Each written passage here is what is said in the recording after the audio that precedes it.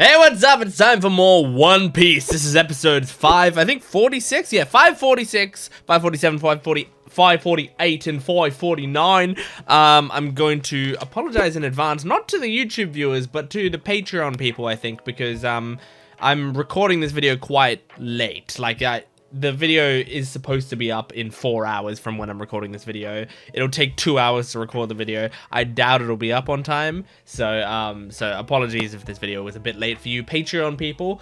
But regardless, we're jumping into these episodes. I'm excited to get into these. It feels like it's been a while since I watched One Piece again, since I'm recording this video late, and I also did the previous video a little earlier than I normally do. So there's been like a decent space between them, so I'm excited to jump into this.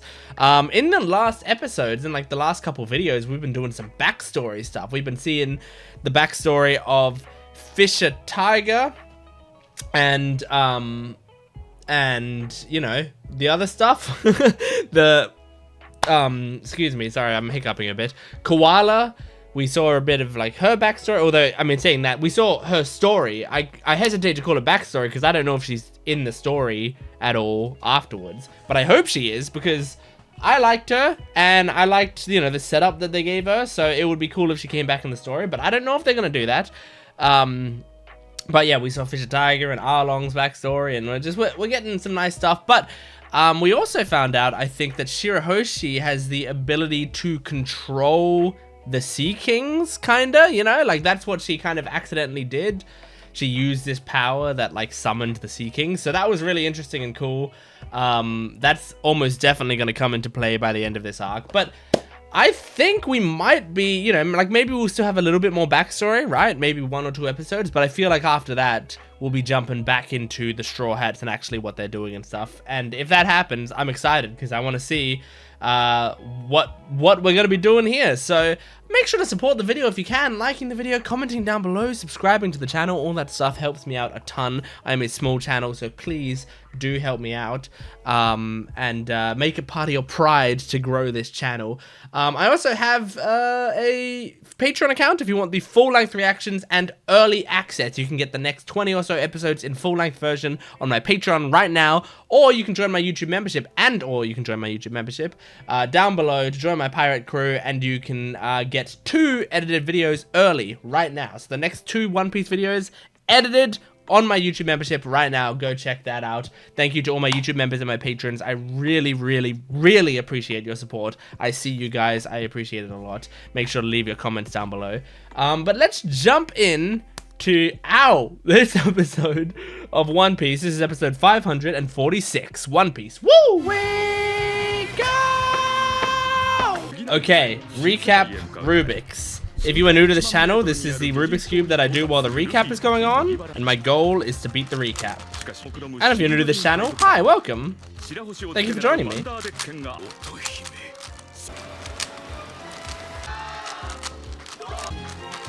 Damn, okay, well, that's how far I got, not very far. Wasn't great.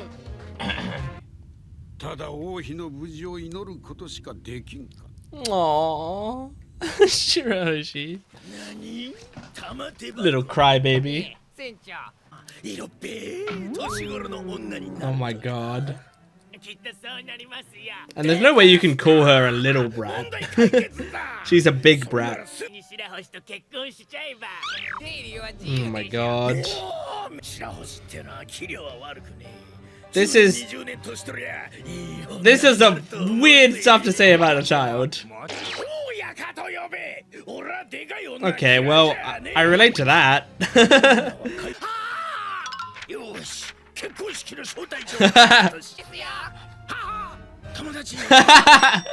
That's relatable as well. Time to invite all my friends. Oh shit.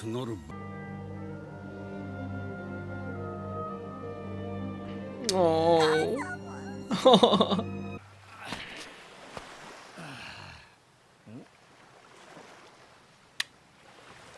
Returning. Here comes the ship. It's her. Aww.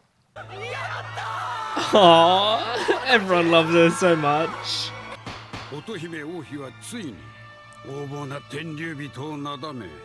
Nice. Oh.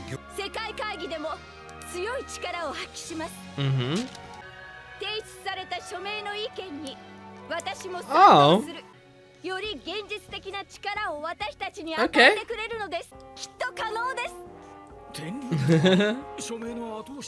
I was gonna say it would be. It's still what people weren't convinced by. But this is a big step. Oh, not much support. They haven't changed their attitudes. Oh, it's the kids doing it. Aww. I love this. The themes of like the new generation being the ones to do away with that hate. Oh, that's great. Except this doesn't work out, right? Because they're still here. And she gets assassinated at some point, right? Maybe that's why it doesn't work out. Because she gets killed and then there's hate or whatever. Oh.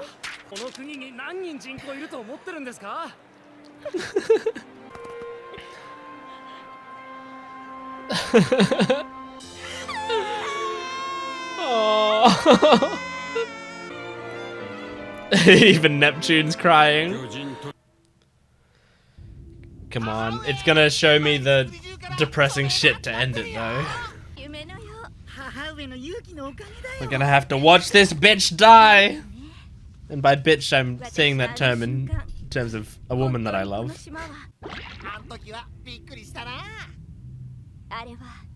She sure did.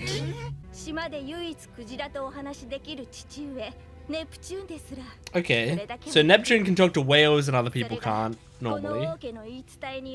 So whales are like advanced fish. So the person who she meets is probably gonna be Luffy? Question mark? She could destroy everyone. Yeah. Is that why they lock her away? Or one of the reasons? Other than that? Because I know they do it to save her from... What's his name? Aww. They're good brothers.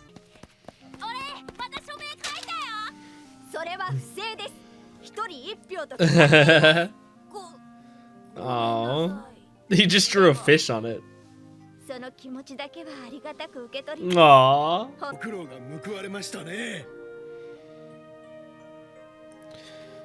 I'm like bracing for her to be shot at some point. What the fuck? Wait, someone's burning all the signatures? Oh my god. Where could we possibly find water? Where can we find water? Maybe Shirahoshi can put it out with her tears. Oh. God damn. Jesus.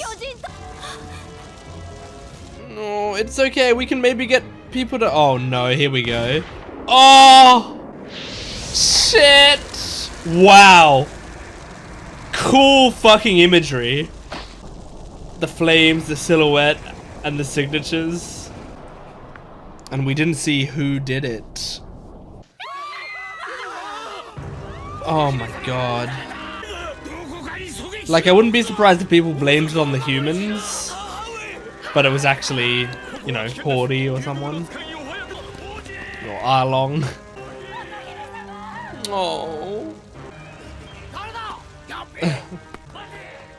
Okay, well, it probably wasn't him then, because otherwise he would have not been there.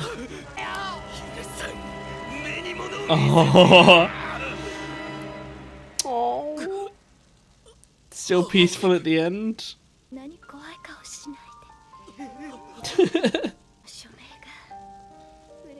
Even if your guard was up, you were shot. I don't know if there was much you could do. Oh.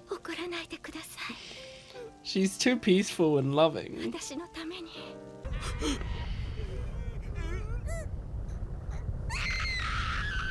Oh shit. That scream. I mean, it'd be hard for her not to do this. She's already emotional. Oh, they're really trying. Yeah, at the very least you might be confusing her. It's like cracking an egg on a baby's head and they stop crying because they're just shocked. Oh. And they're grieving themselves, but don't stop them, they're doing great.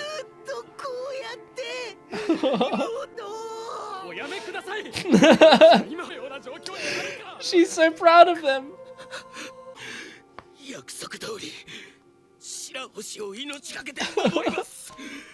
I love these princes.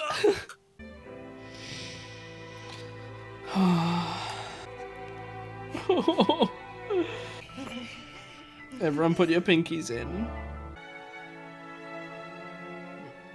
That's so cute.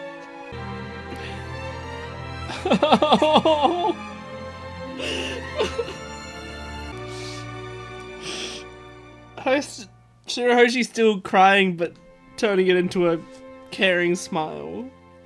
Ah! I've been prepping myself for it, but there it is. There's the death of Otohime. I knew it was coming. I knew it was gonna be sad. Oh, really well done. Well done scene, even though I knew it was coming, you know. Yeah, it's difficult, especially, you know, when I'm watching backstories like that and I know that it's all leading up to one of the characters' deaths. It's something that, you know, upsets me watching it because I don't want to be watching all of that with in the back of my mind, they're going to die soon constantly. But I really like when we do get to that scene and like the writer chooses not to dwell in the sadness of it.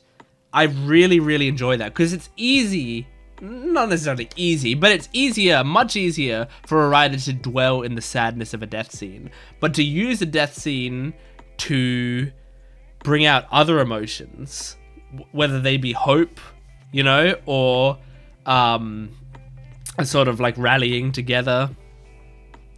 Like no matter what you're trying to evoke, if you do a death scene and then pull positive emotions out of it, it's much more effective to me, and I will connect with it a lot more. So they could have easily had Otohime just be shot, and then it's like everyone's crying over it and screaming, no, Otohime, wait. But then they start doing that, and she immediately goes like, everyone, calm down, relax, don't let your rage consume you. Don't go for revenge on my sake. Don't be, you know, because when they were saying like, who did this and stuff, I thought to myself, this is strange because I never got the vibe from modern day that Fukaboshi and the other brothers were like out seeking revenge or anything. And it looks like they're not. They're not seeking revenge because Otohime doesn't, you know, like maybe if they're confronted with it, they probably would want revenge. Like if they're confronted with the person who did it. But like they're not just, a lot of these stories go in ways where those characters would then be like, when we see them in the present, they're like grumpy and angry and they're constantly looking around for who did it, and you know, it's like it's all consuming them. But the characters that we saw were like quite respectful and kind and well spoken.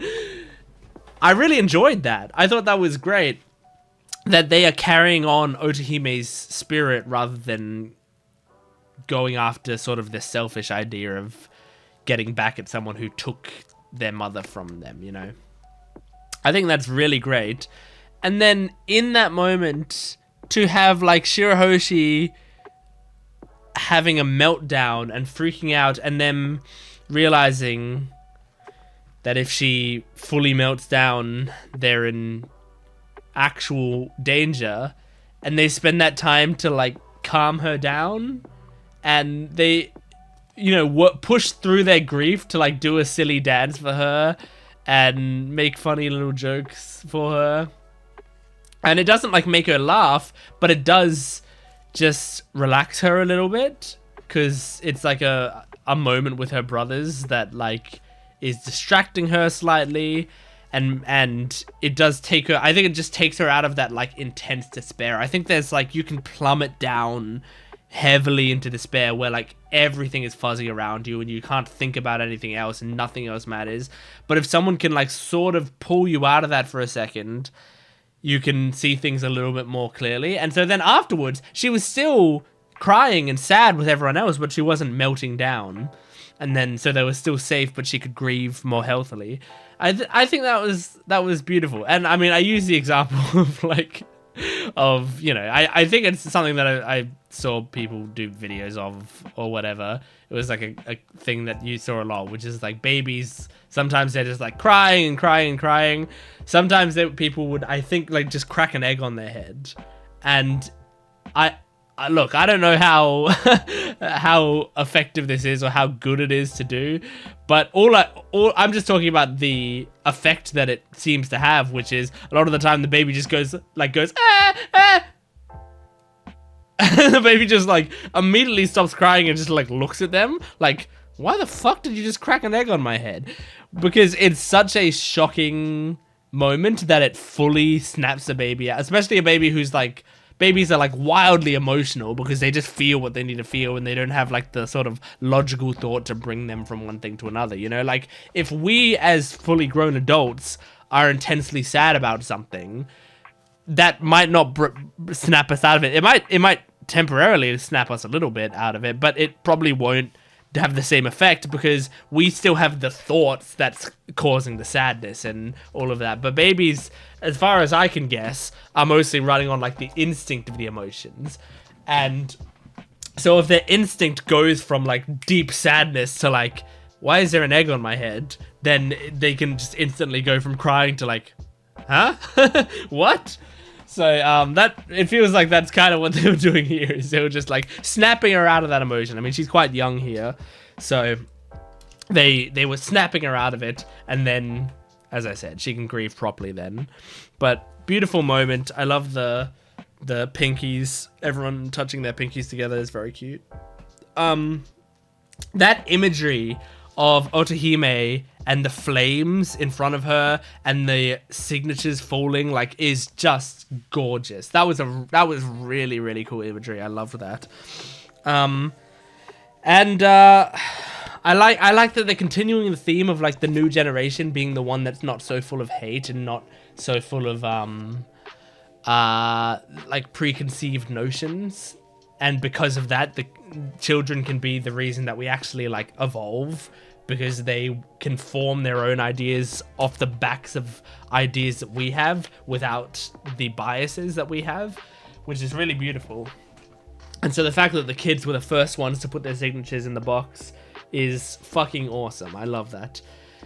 And also, so they said in this episode, like, merfolk can talk to fish.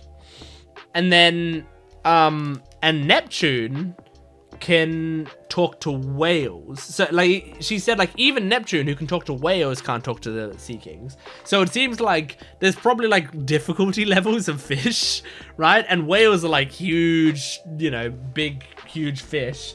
Maybe it's quite difficult to talk to whales because I imagine it's the equivalent of them having like a really thick accent. So a lot of people, you know, maybe they'd be able to understand some of what a whale says, but generally they'll be like, I don't get this. And whales might not be able to properly understand them. But Neptune seems to be a very advanced merfolk and seems to be able to communicate with whales, but nobody other than Shirahoshi can communicate with the Sea Kings, which is very interesting, very cool. But yeah, anyway, let's move on to the next episode. This is episode 547. Okay, recap Rubik's. Here we go.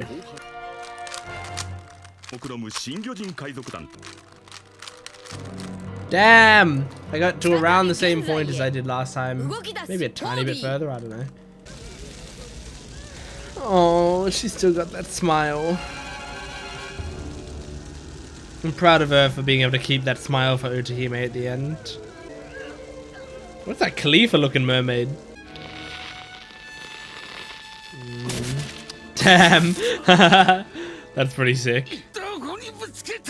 Yeah, that's the problem, isn't it? Oh no. Oh. It's a human, yeah. So they show Hordy must have blamed it on a human. That's true. It's got to have been Hordy. Oh no. Hordy wants to ruin the Queen's efforts. Oh no. Shit! He told them shit. And of course he's dead, so he can't defend himself. And the only person who saw him with the gun in his hand was Hordy.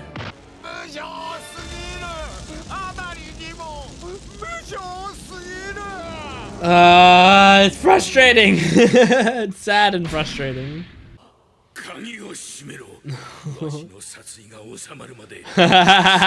Wow, that's impressive that you have the resolve to tell them to do that. Don't let me out until I've calmed down or I'll do something I regret. I love it. I love Neptune, man. Oh. Jesus.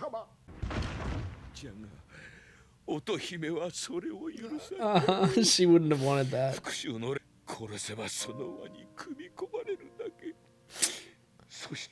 It's so good that he knows all this. No wonder Otohime loved you.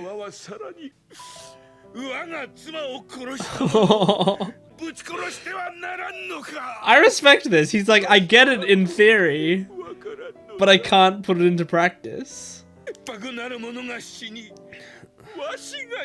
Oh.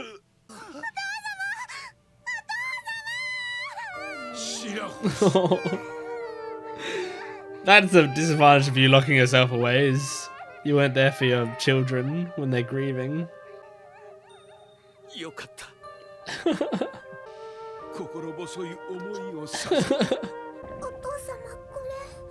I love that this is just a healthy family. It's really nice. It's a marriage proposal? Yeah. God damn. Love LUV. Makes sense.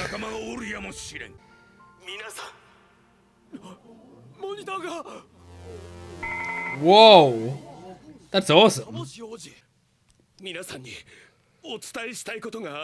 Mm-hmm. Can we make our wish come true? Is that what he's saying?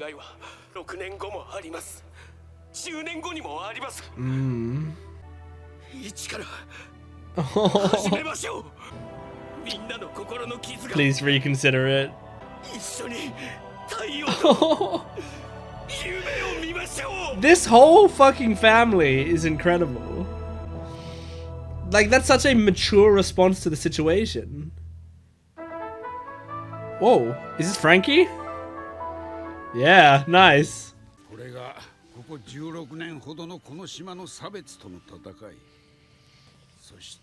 That was a great backstory. I imagine it's over now. Now, how's Nami gonna respond to all this? Because I forgot that's the whole point of this story, was to talk to Nami about it. Uh-huh. Jeez. Well, no, let Nami speak for herself, yeah. Mm-hmm. Yeah, Arlong meant to hurt you. That's Another mature response. Arlong's the one who was doing that bullshit. He's not responsible for it.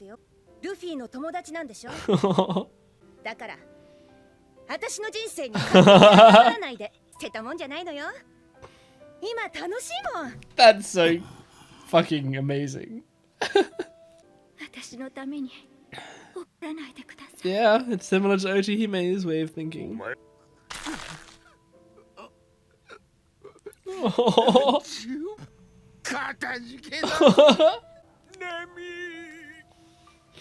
That's really great. I love that.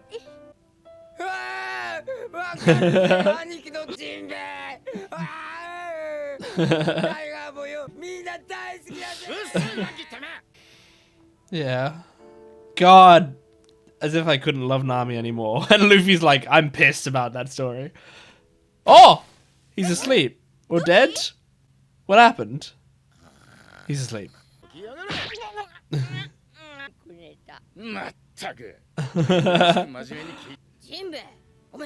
Damn, Luffy, you missed a really emotional moment.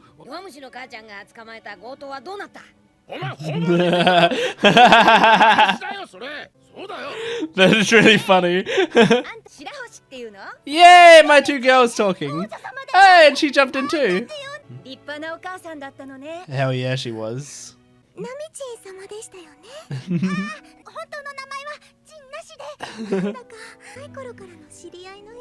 Oh. I love when Nami just makes friends with the new woman of the arc. It's always really sweet to me. Yeah, I can sense that.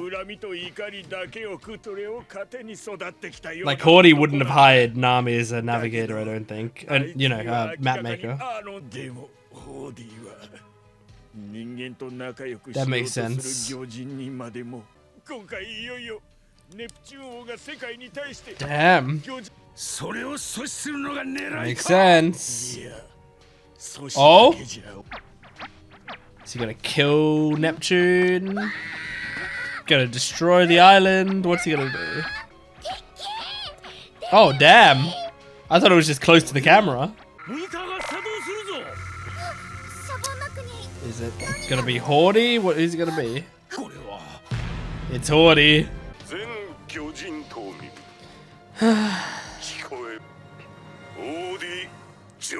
Oh god, oh god. I know I've said it a lot, but I just want to make it clear. I really like this arc. I really, really enjoy it. I have genuine emotional attachment to it. I like these characters. I think it's well written. I think it's great, you know? Like, maybe if there's something that I think it might be missing, it feels like the sort of arc that might be missing, like, hype moments necessarily, you know? But but I don't know that for sure because I haven't got up to the point of the arc where you'd really have the hype moments. But it feels like, you know, I wouldn't be surprised if I got to the end of this arc and there weren't any, like, crazy, you know, like, I don't think, this is just my prediction, I don't think we're going to get Luffy 4th gear in this arc, for example, you know? It just doesn't feel like the kind of arc they would whip that out in. But I don't know. I don't know that for sure. But I just really enjoy it. I'm having a great time with it, you know? It's just it's a fun arc. It's got some cute moments. It's got a lot of characters that I care about a lot. And as I've said, Neptune and his family, I love those characters because they are so mature and reasonable, which I think is something so satisfying to watch, especially if they're like the victims of a tragedy such as losing Otohime. It would be so easy to not be so reasonable, but they are. They're just constantly, they're doing something and I go, this is like, it's like a whole family that has gone to therapy and worked out most of their problems, you know? Like, that's really impressive. Now, obviously, that doesn't mean they're without flaw. They're not flawless individuals. I loved what Neptune was saying in this episode about, I loved Otohime, and I agree with what she's saying about the cycle of violence and about revenge and how we shouldn't be perpetuating this and we should be, you know, trusting the people we love and trying to make a new future. And he's like, I understand and agree with all of that stuff in theory, but when it comes to practice, when I'm in this situation right now, you know, it was so easy when it didn't affect my life, but now it does. Now that I can't just agree to it and have my life not change, now I actually have to put my money where my mouth is because someone killed my wife. And as far as he knows, a human killed my wife. Like, I feel this anger and frustration, and that's a very real thing. I love that they have Neptune say that, because we know at this point that Neptune is pretty level-headed and is like a pretty good guy.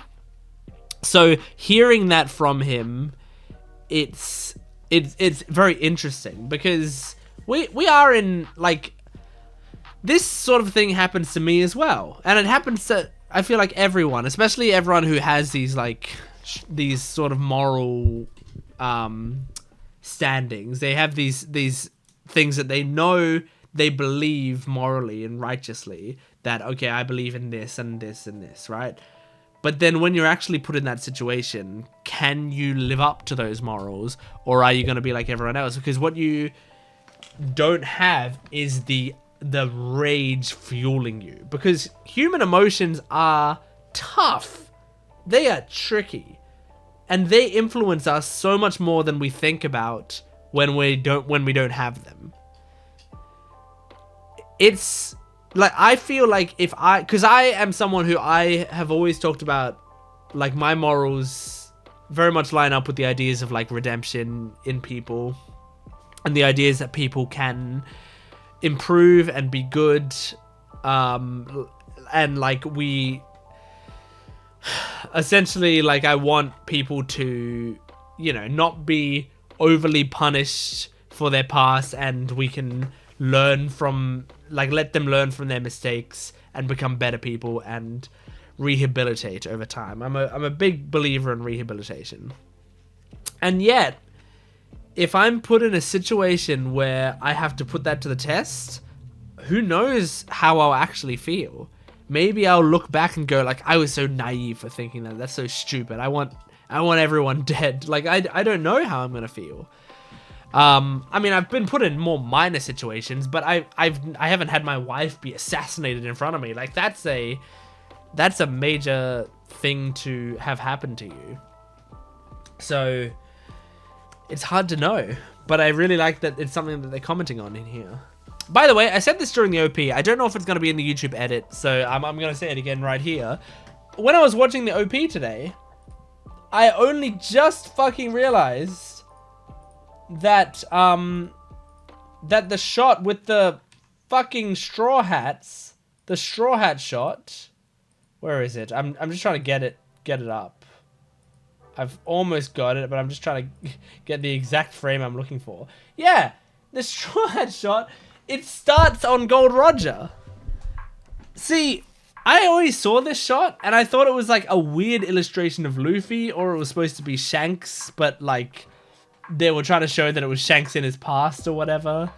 So he had black hair for some reason. But no, it's Gold Roger. That's the Gold Roger smile. So it goes from Gold Roger, and then Shanks gets the hat, and then it shows him passing the hat onto Luffy. So, like, that, I just I just wanted to say that, like, I had watched that OP a lot of times at this point, and I never really realized what that shot was until today. When that's a really cool shot. So I feel like it's pretty clear to a viewer that Hordy pinned the assassination on a human. I think that's supposed to be clear to the viewer. Now, obviously, I could be wrong. That could not be what's happening. Maybe it was actually a human. I'm pretty sure it wasn't actually a human. Just because of the themes of this arc, I don't think it matches for a human to do that. So I don't think it was a human. But you know, like, maybe I'd be wrong about that. But I think Oda knows, especially because I think it almost felt like a minor reveal in this episode when they when they found out, like, you know, who quote unquote did it, and they were like, oh, it was a human who did it, right? I'm trying to find the exact scene, because they had the moment happen. We found the shooter. Okay. So they show first of all, they show a gun with a smoking barrel, right? So that feels like already like symbolism of Hordy actually doing it. But then they go like, was he the shooter? And the first thing we hear is like Hordy's voice.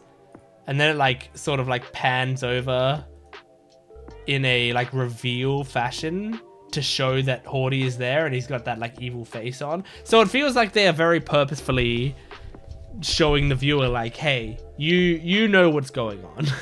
Like, they don't need to spell it out for us yet. I'm sure they will spell it out for us in detail later in the arc when the characters actually find this out. But I think like that whole, you hear Hordy's voice, you see it slowly pan to him, is like a reveal of like, and here's how it happened. Hordy killed Otohime, and then Hordy blamed it on the humans, so it simultaneously got rid of the biggest supporter of humans, which they also mentioned at the end of the episode. Like, Hordy is the sort of person who anyone who, like, Arlong would have never hurt fishmen, but Hordy will kill fishmen easily if they are supportive of the humans. And Otohime is the #1 human fan. She is supporting humans constantly and is trying to get them together. So it would almost be crazy if Hordy was not the killer. That would be a twist, I think, if Hordy wasn't the killer. So it's actually like quite nice the way they did that scene, I think, because it doesn't feel like the show's massively trying to hide that fact. It feels like they're making it pretty obvious while also letting the viewer piece it together for themselves. But again, it's, you know, I also imagine they're going to just spell it out for people later, for those people who didn't put it together or who weren't paying much attention during those episodes or whatever. They're going to actually like probably spell it out step by step. Yeah, I loved that funeral speech from Fukaboshi where he says like, I know all of you are so emotional now, and you won't be ready within the next 2 years to trust humans again. But let those scars heal, and then can we come back and discuss this again? I think that's so beautiful. That's like absolutely gorgeous, because it's so great to not only like understand what his mother was trying to do, but also understand how everyone else is feeling and try to accommodate both of them by saying, you don't have to rush into this. You don't have to let those feelings go right now. Just give it some time, but keep it in the back of your mind that we want to rediscuss this and come back to it. I love it. I really loved that scene. And man, after all of this, also the fact that I've gone this long in the discussion without talking about the Nami thing, even though Nami is my favorite character, and I love that they gave her this moment, which is such a simple moment, but just the idea of hearing this whole story, and then Nami goes, yeah, you know what? Like, you're not responsible for my pain. The person who's responsible for my pain is the fishman who kept me locked up, who forcibly gave me a tattoo. The fishman who killed my mother.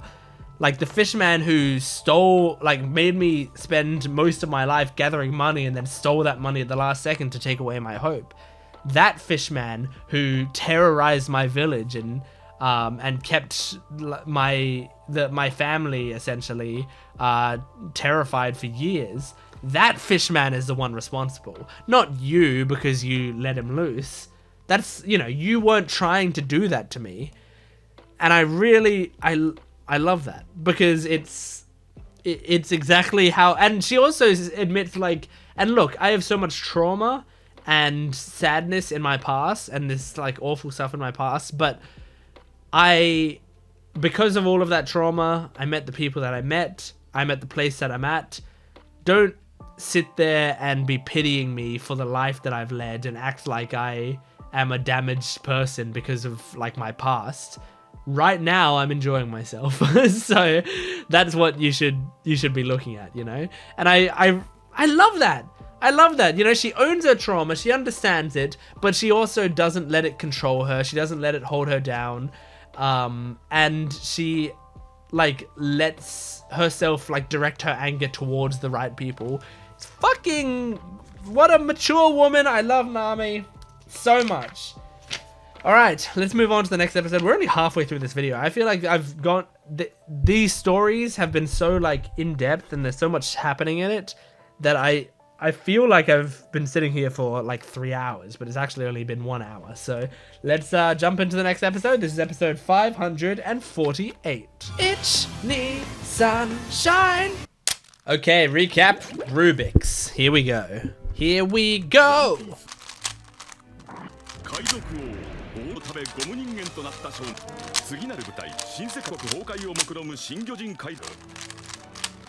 Alright, and that's the cube done just before the recap finishes.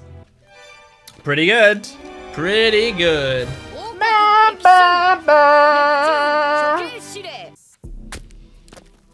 Yeah, there. Stepping on pictures of Otohime. Oh, and everyone loves Otohime. That's true, she would forgive you.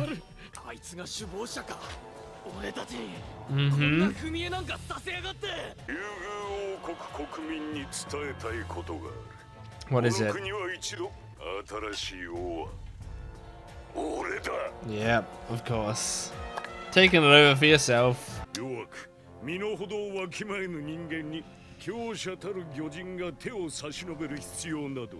god. He's literally got a devil's pitchfork right now.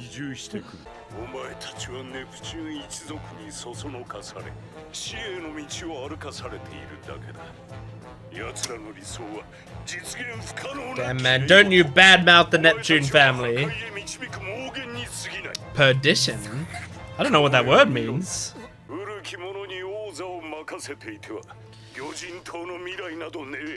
But he's so good. Kind of.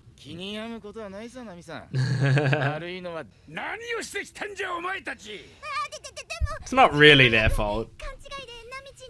Yeah. Concord. Oh god.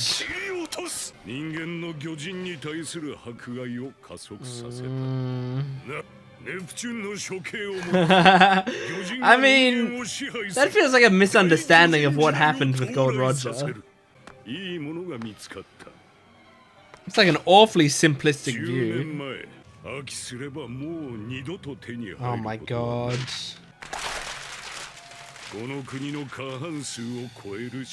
So they built up signatures again? Because they said they were starting over. Oh god. So it's actually a kill list, yeah. Fuck you! What a scumbag. It's so fucked up using Otohime's list that was given with love. Oh, he's just gonna read them all out. Oh, she's so pretty. I'm glad it doesn't seem like the fishmen and mermaids around them aren't just like diving on them and killing them right away. Uh-huh. What do you want, dickhead? Damn it. Yep. Okay, they're lifting the cage. Are they gonna do anything fucked up to them, or are they just gonna keep them locked up?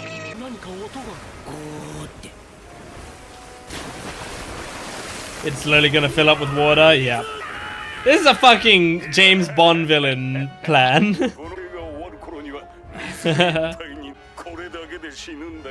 Especially not Brooke.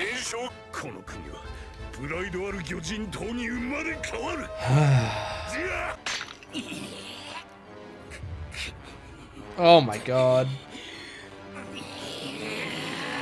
Yeah, it's hard not to be pissed at that. Yeah,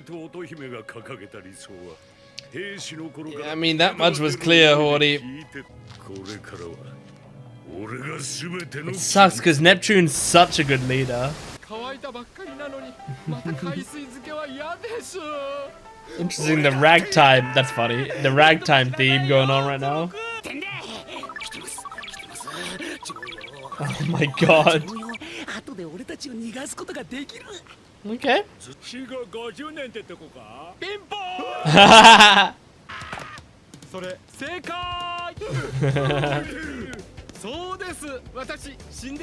Oh my god, Brooke. Such an entertainer. It worked though. Oh my god. Oh! It's funny when Brooke bleeds. Like, where's that blood coming from? So it didn't work. His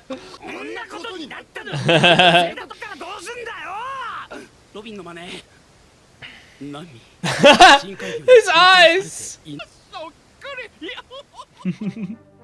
That's great. Oh yeah. Oh, I forgot about this. Okay. Apology. Joy? What the fuck? Joy boy? Oda comes up with some weird names. Cutty Flam, Daddy the Parent, Joy Boy, Whitey Bay.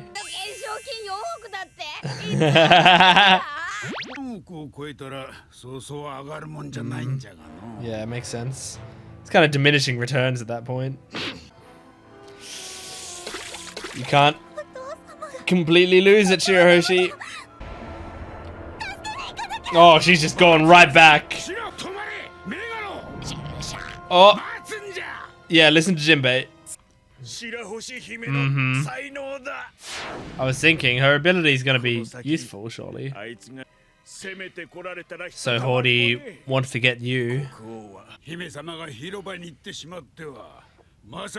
That's true. Not on purpose.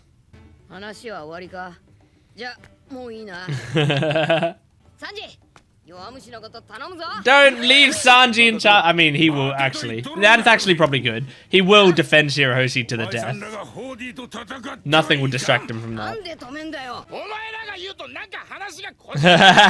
Yeah, cyborg and an animal.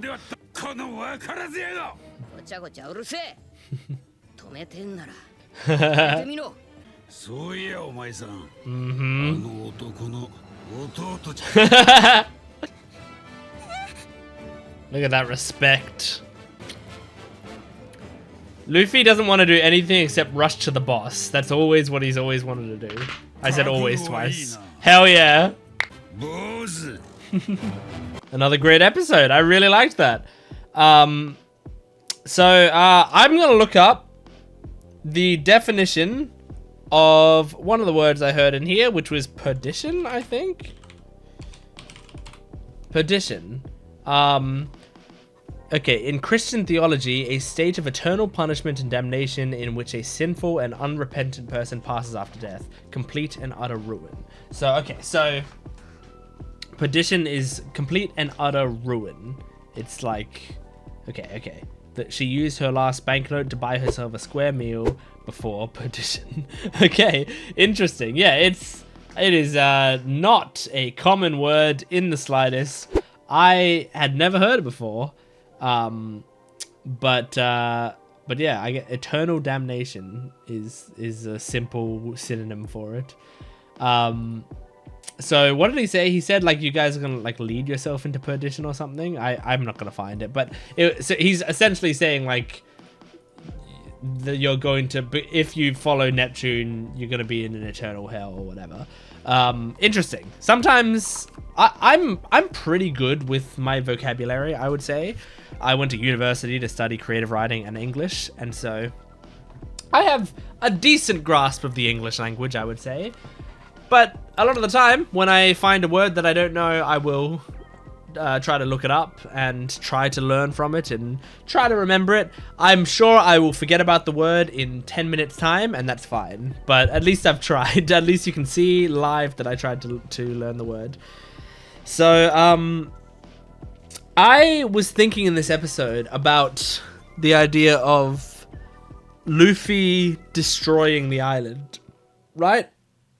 Because there was that vision of Luffy, Straw Hat Luffy is going to be the one to destroy Fishman Island. Now we have more context for what this arc's going to be. I'm trying to think about how that is going to come to pass. Because I think you would only do a thing like that, like a storyline like that of like, oh, a fortune teller tells the future and stuff, if it ended up coming true but not in a way that you'd expect. That's generally what ends up happening. So I do think Luffy's going to be responsible for destroying the island, and I think it's probably going to happen with Shirahoshi's power. He's going to get Shirahoshi to use her power, and maybe it will actually destroy the island. But maybe it'll be good, you know? Like, maybe he's destroying the island in the same way that, you know, back in Arlong Park, where Luffy was in the room with everything that Nami had growing up, and he just started to destroy all of it in a way to say, like, look, I'm getting rid of all of this. There's nothing back here for you. Now you have to move forward. Like, I'm destroying your room. I'm destroying the desk here. I'm destroying all these books and all these maps that you worked on for your entire life, because now there's no turning back. You have to move forward into your future. I feel like it could be a similar thing to that, but this time on a greater scale of get rid of the island. Like, this sounds fucked up, so I don't know how they would do it, but this is like my initial thought is like, get rid of the island so that the fishmen have to move up to the surface and live with humans, so that you can follow Otohime's path and her dream. I think that's really interesting. Like, I do think it's possible that this arc ends with Fishman Island being no more, and Fishmen now just live, or Fishman Island either becomes an island on the surface, or the fishmen live on different cities on the surface, or something like that, you know? I don't know, but it's really interesting.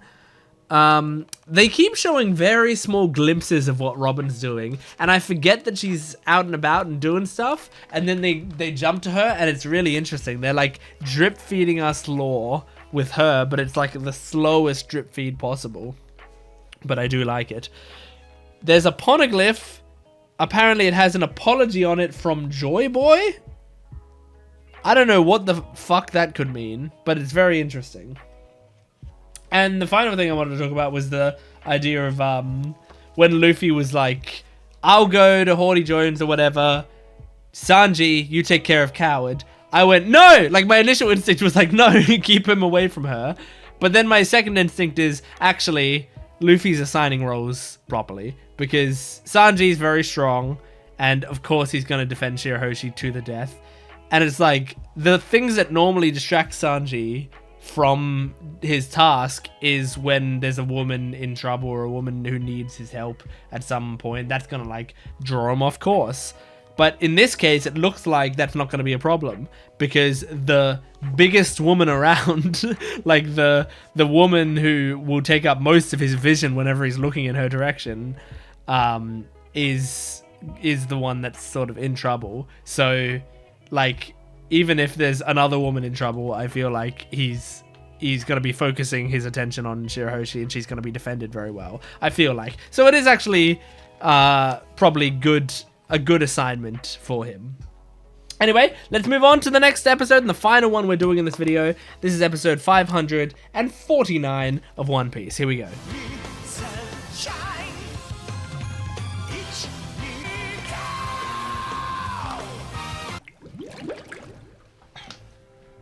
Okay, recap Rubik's. Here we go.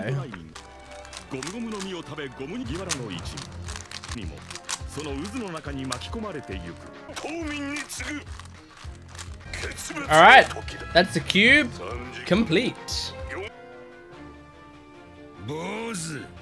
Okay. Are those two gonna beat the fuck out of each other? Because you can stay underwater for so long.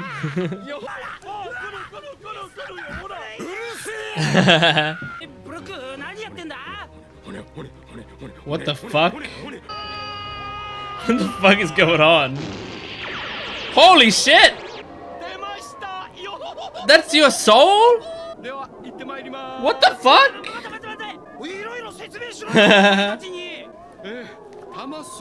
I guess it makes sense. He's kind of inhabiting a skeleton. Aww. Yeah. It's gotta be so hard being a musician, I think. Especially after you've done so many songs. How do you keep it fresh? Oh shit. Holy shit! Really? How did that make you realize? It was soul. You were missing the soul. Oh no. Brooke!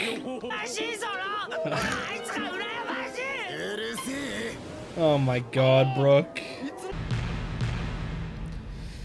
Alright. Time to kill Jinbei. Oh no, here we go. Oh.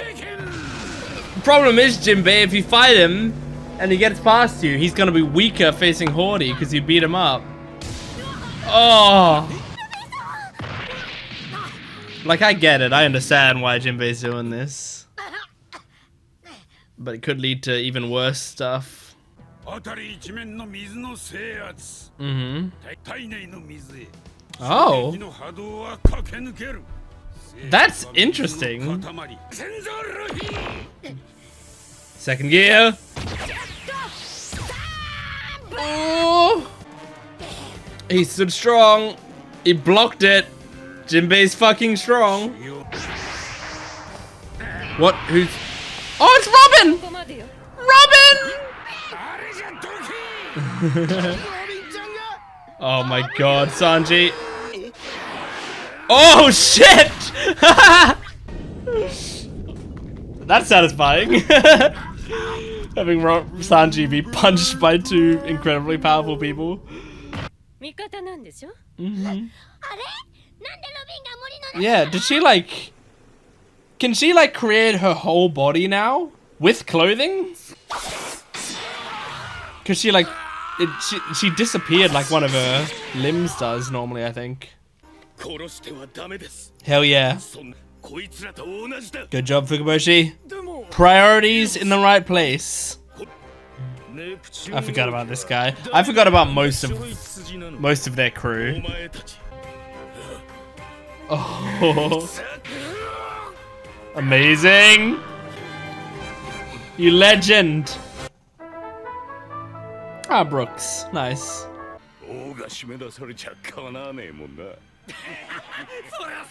Alright. Hell yeah.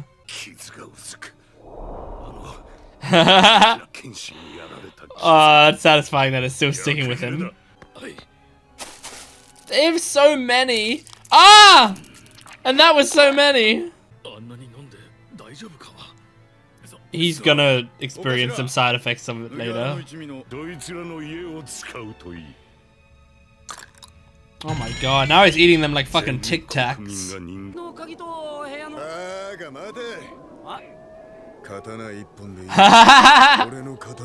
Oh, I love it. I'll get us out. Oh no, it's gonna be terrifying. Why do you have to do it creepily, Brooke?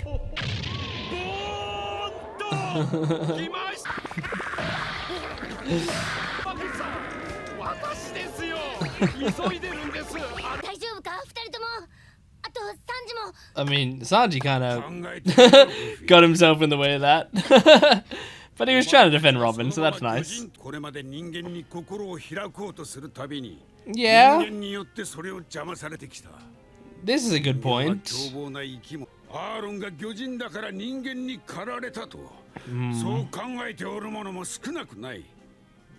Yeah, you can twist a lot of these stories.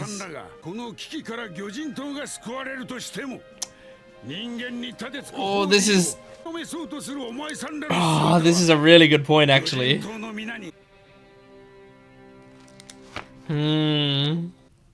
Well, Luffy, what do you think? This is also true.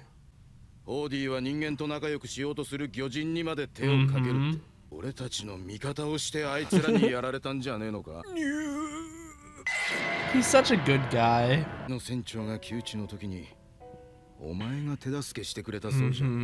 He wants to repay you.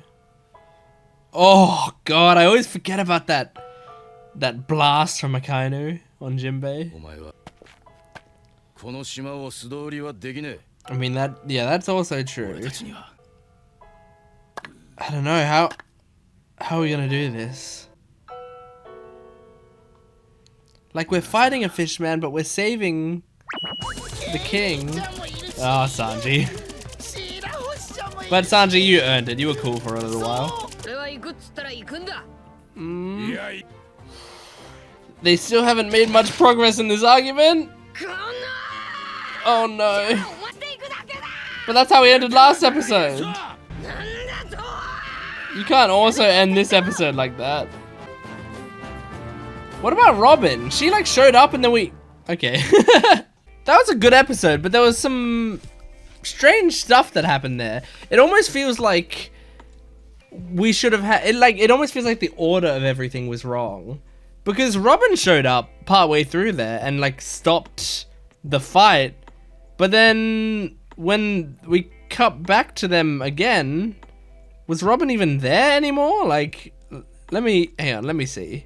I'm just gonna go there and like real quick, just skimming through it. Do I see her anywhere? Skimming through it, I don't see her anywhere. It feels like it's out of order. Like, it feels like what should have happened. Oh no, she is there in this wide shot. Hold on, there is a wide shot here, and she is in over here, which I mean is hard for you to see. She's there, so she's there.